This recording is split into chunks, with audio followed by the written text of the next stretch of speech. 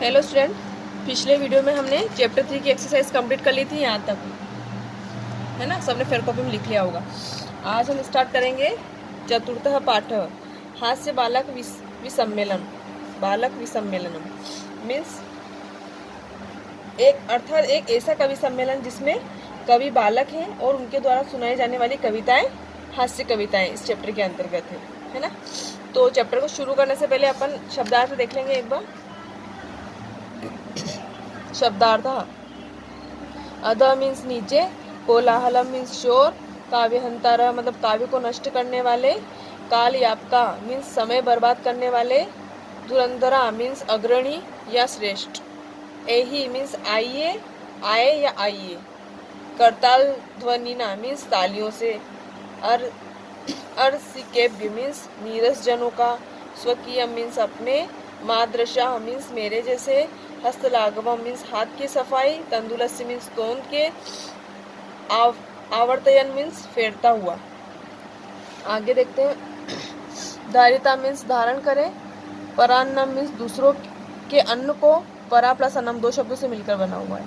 पौष्टिका means पुष्टि देने वाला, प्रत्यपर्णम ये भी दो शब्दों से मिलकर बना है, प्रति प्लस अर्पणम मीन्स इसका अर्थ होता है लौटाना।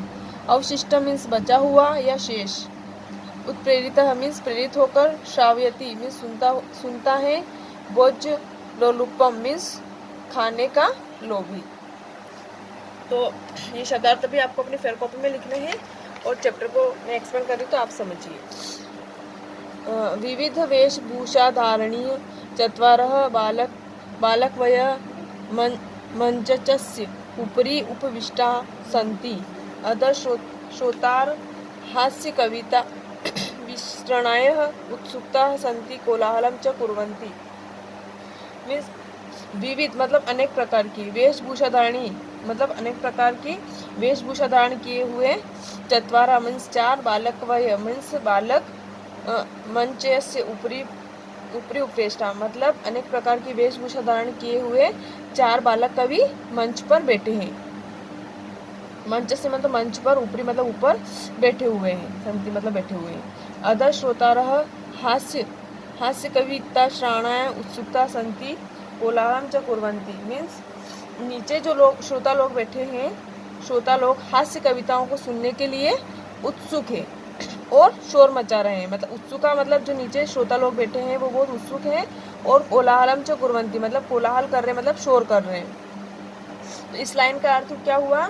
अनेक प्रकार की वेशभूषा धारण किए हुए चार बालक कवि मंच पर बैठे हैं, नीचे श्रोता लोग बैठे हुए हैं और हास्य कविताओं को सुनने के लिए उत्सुक हैं और वो शोर मचा रहे हैं।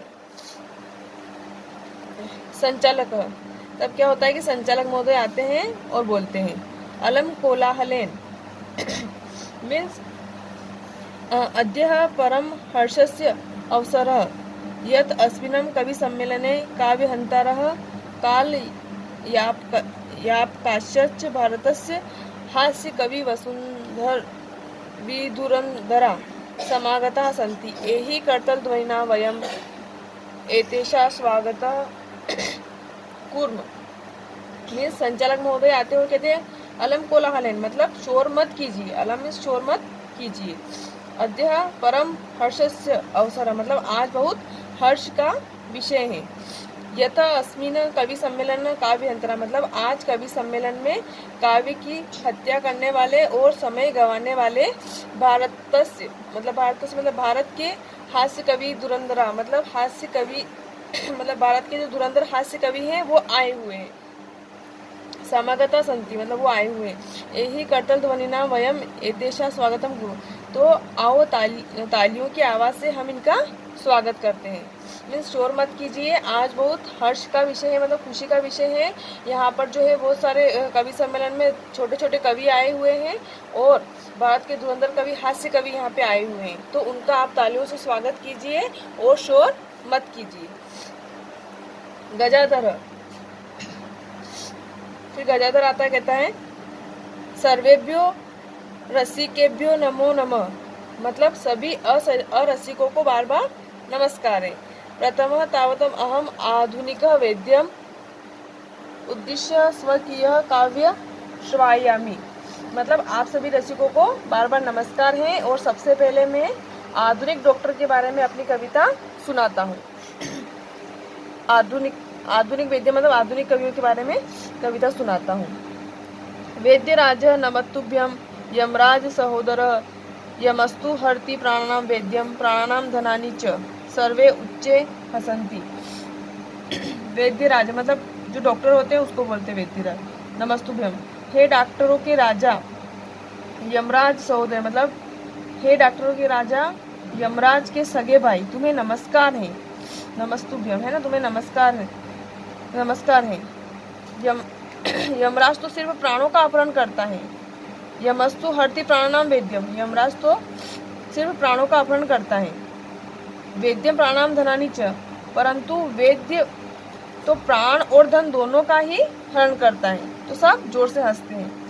इस लाइन का अर्थ क्या हुआ कि डॉक्टरों के राजा यमराज के सगे भाई तुम्हें नमस्कार है। यमराज तो सिर्फ प्राणों का अपहरण करता है परंतु जो वैद्य है वो वैद्य तो प्राण और धन दोनों का ही हरण करता है।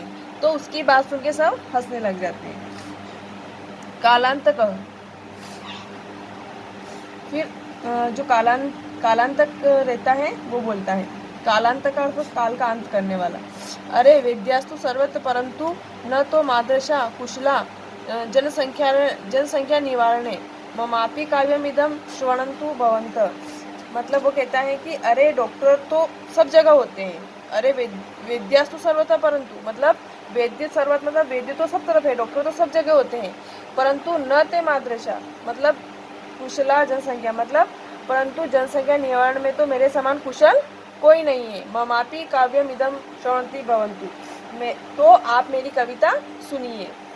डॉक्टर तो सब जगह होते हैं परंतु जनसंख्या निवारण में मेरे समान कुशल कोई नहीं है, इसलिए आप मेरी कविता पहले सुनिए।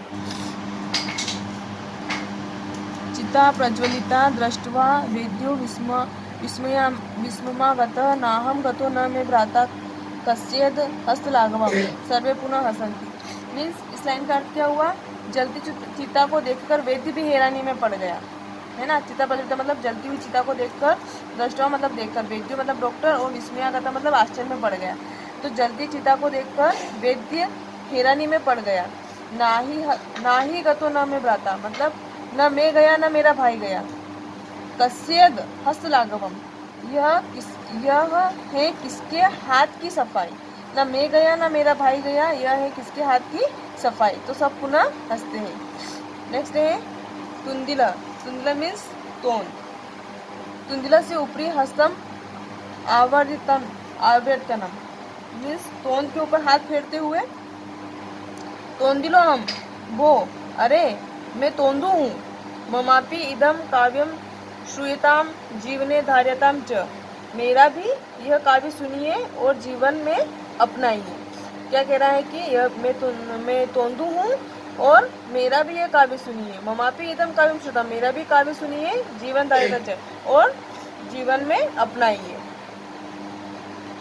परायणम प्राप्यम दुर्बुद्धे माँ शरीरे दया कुरु परान्नम दुर्लभे लोके शरीराणि पुनः च सर्वे पुनः अट्टहास कुर्वन्ति। मीन्स इस लाइन का अर्थ हुआ पराया भोजन पाकर शरीर पर दया मत हे दुर्बुद्धि। पराया भोजन पाकर शरीर पर दया मत कर मतलब पराया भोजन, परायण मतलब पराया भोजन। हे दुर्बुद्धि, दुर्बुद्धि का मतलब ये इस लाइन का अर्थ है कि हे दुर्बुद्धि पराया भोजन पाकर शरीर पर दया मत कर। संसार में पराया भोजन कठिनाई से मिलने वाली वस्तु है ना। संसार में है माँ शरीर दया कुरु परान्नम दुर्लभे लोके मतलब इस संसार में जो है पराया भोजन कठिनाई से मिलने वाली वस्तु है। शरीरानी पुनः शरीर तो बार बार मिलते रहते हैं परंतु भोजन जो है वो बार बार पराया भोजन बार बार नहीं मिलता। तो सर्वे पुनः अट्टहास मतलब जोर जोर से हंसना। तो सभी लोग वापस से क्या करते हैं, जोर जोर से हंसने लग जाते हैं। चार्वाक आमम शरीरस्य पोषणं सर्वथा उचितमेव यदि धनं नास्ति तदा ऋणं कृत्वापि पौष्टिकः पदार्थ एव भोक्तव्य तथा कथयति चार्वाक्यः कवि। इस लाइन का अर्थ हुआ चार्वाक कहता है आम मतलब हाँ शरीर का पोषण सदा सब तरह उचित ही है शरीरस्य पोषणं सर्वथा उचित, मतलब शरीर का पोषण सब तरफ सदा उचित ही है।